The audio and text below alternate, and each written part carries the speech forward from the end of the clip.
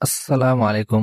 আশা করি আপনারা সকলে ভালো আছেন। বেশ কিছুদিন যাবৎ চিন্তা করতেছিলাম যে বাড়ির পাশে জমিতে কিছু সবজি চাষ করব, কিন্তু ফার্মের কাজের চাপে তা আর হয়ে ওঠেনি। গরুর জন্য এই জমিতে এর আগে ঘাস চাষ করেছিলাম। এখন ঘাসের তেমন একটি প্রয়োজন নেই আমাদের, এর জন্য সবজি চাষের চিন্তা ভাবনা করি। আর ঘাস চাষ করার কারণে মাটিগুলো অনেক শক্ত হয়ে গিয়েছিল, তাই আমরা সুন্দরভাবে মাটিগুলো কুবিয়ে দিতেছিলাম আর ঝুরঝুরা করে দিতেছিলাম।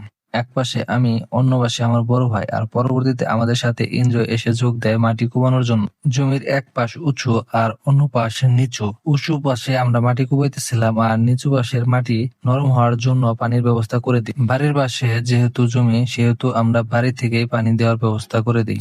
জমি কুবানো শেষে আমার ভাতিজাকে যে মইয়ের উপর বসিয়ে সুন্দরভাবে টেনে টেনে মাটিগুলো সমান করতেছিলাম। জমি সুন্দরভাবে সমান করা শেষে জমির পাশে একটি সুপারি গাছ ছিল, আর সুপারি গাছে সুপারি পেকেছিল, তাই এনজয় এই সুপারি পারতেছিল। সুপারি পাড়া শেষে আমরা সরাসরি বাড়িতে চলে যাই। পরের দিন আবার ফার্মের কাজ শেষ করে সরাসরি জমিতে চলে আসি। জমিতে চলে এসে সর্বপ্রথম জমিতে সার প্রয়োগ করে দিতেছিলাম খুবই সুন্দরভাবে।